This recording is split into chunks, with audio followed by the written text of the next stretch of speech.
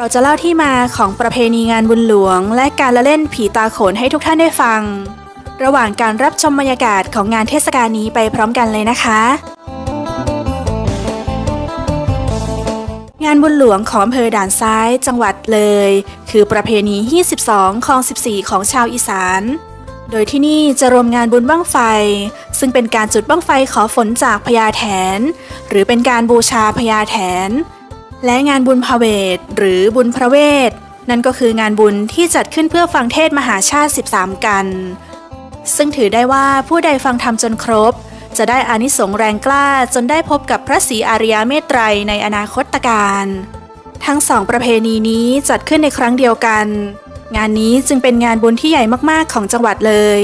เรียกว่างานบุญหลวงนั่นเองค่ะ